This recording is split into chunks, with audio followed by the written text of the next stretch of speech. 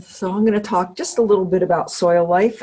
Many of those same things that are in uh, your compost pile are in your soil, and that's the whole point. So you want your soil to be alive. You want it to be really rich.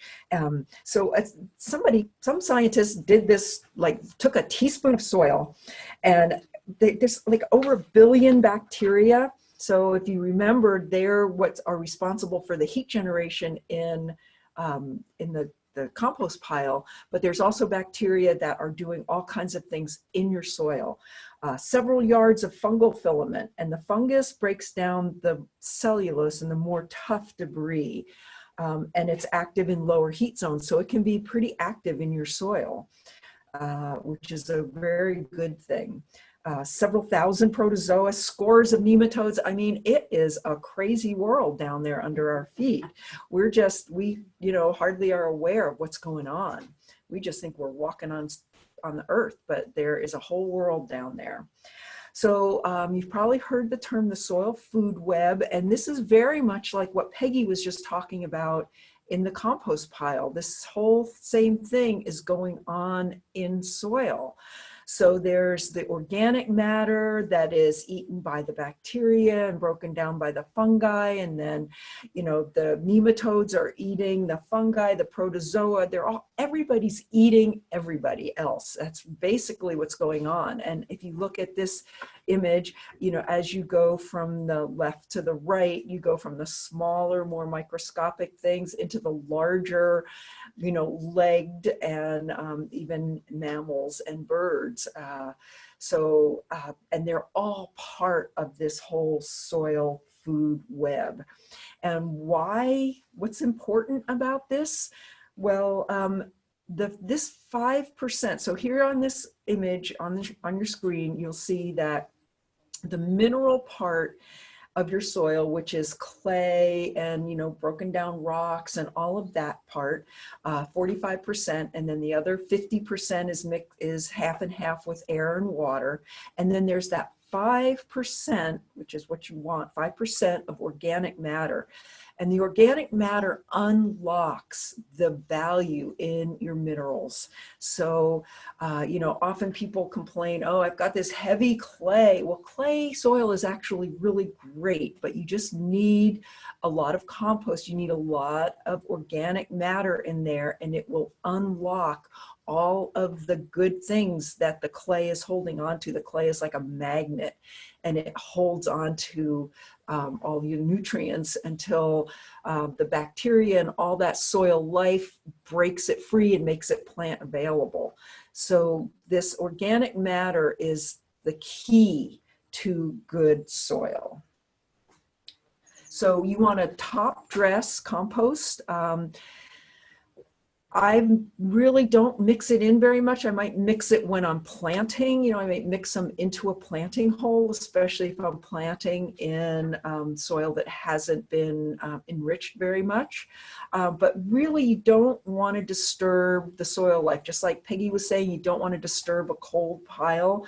The soil life, they live in layers. So the guys that live at the top on the surface, or the first couple of inches, are very different than the guys that live 2 to 4 inches, are very different than the guys that live 7 inches down.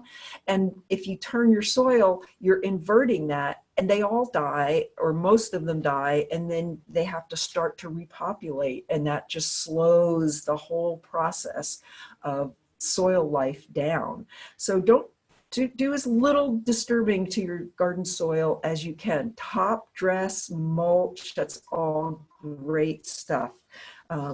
Doing sheet composting is really wonderful, but all of that will be worked into the soil by the worms and the larger critters, the legged critters that are going up and down in the soil through the soil levels. Your compost will work its way down.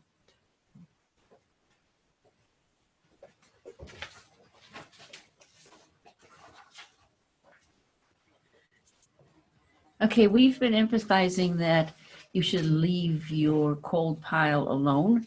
Your cold pile could take a year, maybe even longer, to completely decompose so that you can use it. And especially if you have a neighbor who's nearby, you think to yourself, oh man, my compost pile is going to smell terrible. My neighbor's going to wonder what I'm doing over here. So it is true that you can have some problems with your compost pile, your cold pile, simply because you're not turning it or stirring it. But there are things we can do about that. One of the things, in case you just saw me waving my hand, that was a fly. Flies can be in your compost pile. If you don't turn it, you can get flies and yellow jackets and just nasty things buzzing around. But the solution is very simple. Cover it up. You can use mulch, you can use pine needles, you can use, as you see in the picture here, you can use a tarp of some sort that won't be broken down by sunshine. Just leave a spot, since it's a cold pile, you're going to be adding to it over and over again. So you need to be able to kind of push the pile, the mulch or the needles away so that you can get today's vegetable trimmings into the pile. And this will eliminate access by all these bugs. A second problem could be the smell. If your pile smells bad, it's because it has turned anaerobic. You heard Mary talk about how when things are densely packed and go anaerobic, they make, there's some sulfur compounds that are released, they make methane, all kinds of stuff we don't want to have happening goes on if your compost pile gets too wet. So the solution again is what you see right here. Put a tarp on it and keep it from getting too wet in the winter from rain. If it's too tightly packed, you can loosen it a bit and put some leaves in it, but when you're making it, be sure to put your leaves as the layer of brown as you are building your pile. Both those things will take care of those two problems.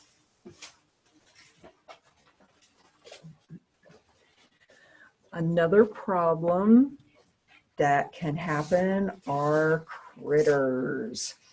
So rodents and other nasties. So, and when you have rodents, you can draw rattlesnakes, which is really not a happy thing. You can also draw gopher snakes, which are a happy thing. So to prevent that, one of the ways is to pre-compost it by feeding a lot of your vegetable things that would attract those rodents to animals. So you feed them to your chickens, feed them to your donkeys, feed them to your llamas, feed them to your neighbors' goats and sheep, and always talk to your neighbors before you feed their animals. But there's definitely ways that you can pre-compost it. So the other thing to do is to bury it at least 12 inches deep into your pile. So you don't want to, if you have a cold pile, you don't want to go out and just dump your compost bucket from your kitchen on top and put your cover back on. You want to dig a hole and you want to bury it. And so if it's buried down in there, they can't get to it. And again, damp like a wrung out sponge. So every time you add, you want to add some water. And again, just like your soil, you know, people always say, well, how much should I irrigate? Well, there's no set answer to how much water you need to add to your compost pile. Put your hand down in there, you know, you can wash it off. Feel it. You need to know that it's damp like a wrung out sponge. And you can't tell by looking. And if you watch our video that we did on Mary's pile, when we uncovered a part of it, I was immediately like, oh, it's too dry in here. But then when I reached, it was actually plenty moist. It just looked dry. So looks can be deceiving. So you want to get down in there, get personal with your compost pile. Okay, and then the other thing is the Fort Knox compost tumblers. These will definitely keep rodents out. A lot of them are metal. Rodents can actually chew through the plastic ones if you have just vegetable matter in there. So remember, if you're mostly building your compost pile from your cold pile from your vegetable trimmings from your kitchen waste, always keep adding that brown. You know, go out and buy a bale of straw to have next to your tumbler or wherever your compost pile is, to keep those browns and green, the ratio correct. A lot of times these tumblers are too small, as we've talked about before, to have really a good ratio and a large enough size to make heat. But we've talked to a lot of people that have made good compost in them. So you just have to keep them turned, and you have to keep them at the right wrung out sponge consistency. The dedicated piles. This is a way for you to get creative, because what we've been talking about is your main pile where you're going to be feeding your vegetable garden twice a year probably, and your other plants. But you may have a bunch of weeds gone to seed that you don't want to put in your main pile. There are basically other kinds of dedicated piles you can have.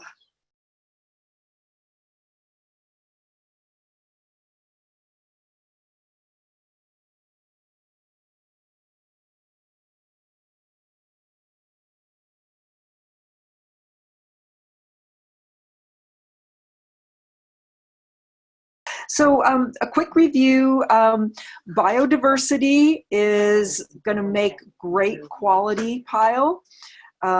It's the same recipe, hot or cold. So equal volume, browns and greens, water and air. Damp like a wrung out sponge. Size matters, at least 3 by 3 if you want hot compost. The other thing that we didn't mention is, so we're talking about small amounts. What if you have a huge amount of stuff? You can actually build a compost pile that's in a windrow. So it can be 5 feet tall by 5 feet wide by 25 feet long, you know, and you can keep adding to the end. So there's that idea. Do multiple piles for different needs, you know, weeds gone to seed, sticks, as Mary said. And just remember, compost happens no matter what. Compost happens. One of the things we're asking is, how long does it take to get done? How long does the compost take to actually finish? How long does it take for the compost to get done? Pile will take 1 to 2 years. When you're talking about the hot pile, it can go 3 to 6 months. However, if you're doing a hot pile with turning, that's the 3 month. The hot pile without the turning is the 6 months, and it has higher quality. So sometimes speed is not everything, and quality is more important than speed. So, and also preserving your health and your back. So we kind of hope that you will be lazy and get more done that way by letting nature do all the work for you and aiming for the 6 month hot pile. And then you get more quality. Thank you, Mary. What about the compost starter that they sell in nurseries? That's a waste of money, because you layer your pile, and the decomposers, they will come for free. Your army works for free. You don't need to buy anything. You can always add compost. You can add a few you can add a handful of somebody else's compost, organic matter, but don't add dirt or anything like that. That is not organic. That slows it down. Great, thanks. Yes. So here's another one. Should our compost piles be in the sun or the shade? Since the microbial action is what causes heat and decomposition, it doesn't really matter. What matters is protecting your compost pile from rain so it doesn't get too wet, and protecting it from sun so it doesn't get too dry. So cover it. Doesn't matter where you put it. It should be in a place that's convenient for you, that is next to water, where you have an access to a hose, and maybe where you want the compost to be. So it's already, you're compiling the pile near the garden, or, it's a very personal, creative thing, composting is. And it's different for everyone. Maybe you have concern about your neighbors, you live in a condo or something, so you're really restricted. But the sun or shade doesn't really matter. It's covering that's important. That's great. Mary, what happens if the person doesn't have equal volumes of greens to browns? I know we pay attention to volume, but what happens when we don't have enough? When you don't have enough, if you don't have enough for a batch pile, then you're going with a cold pile. But if you're asking about the proportions, maybe you have more leaves than greens, then you would have a more carbonaceous compost, which is suitable for trees. What trees do is they drop their leaves to feed themselves. And the leaves are going to be decomposing slowly at the rate that the tree needs to feed itself. And that's why we recommend not raking those leaves away from the tree. And if you have to because of fire, then just take the flammable stuff. You can also have a bale of alfalfa. You could also have a bale of alfalfa and straw on hand to make up for those that you're lacking. If you're lacking in green, add some alfalfa. If you're lacking in brown, add some straw. That sounds great. Thanks, Kristen. And while we're on it still, if you have you can go 2 to 1 greens to browns, and you will have a hotter compost. You'll need to watch that it doesn't go over 160. And the only thing that can go wrong there is if it's really got way too many greens, it can vaporize into that horrible diaper pail smell, which means you need more browns. Okay. Great, thanks. Sabrina's asking, just in general, how much water should a 3 by 3 by 3 pile have? Where would you want to maintain that? You want to maintain the damp like a wrung out sponge evenly throughout. So, and as we said earlier, when you're layering and assembling, it's best to spray, like you got the browns and greens, spray, brown, green layer, spray, spray, spray, and it tends to hold it. If you add the water later, it just runs through, and it's kind of a problem. You want it throughout. Did that answer the question? I think so. That was great. I do have a couple things about what we can and can't compost. So one of the things I'm curious about is, the gal says, composting oak leaves or pine needles. Oh, oak leaves are a beautiful, beautiful brown. They're just great. They add a fluffiness. It's a beautiful brown. Pine needles have a higher purpose. They have a waxy outer coating, which gives them a long, long life, and they are slower to decompose. So they're suitable for pathways where you want long life. Garden pathways, your pathways in the mud, as long as it's not on a slope, because boy, are they a slippery slope, the pine needles. But yes, oak leaves, any kind of leaves are wonderful. Great. And then one other thing about dog poop. On our website, what we have is a list of links, and one of them is how to compost in a dedicated pile dog poop, as well as human manure. So look on the Master Gardener website, and you can find these links toward the end of the slideshow.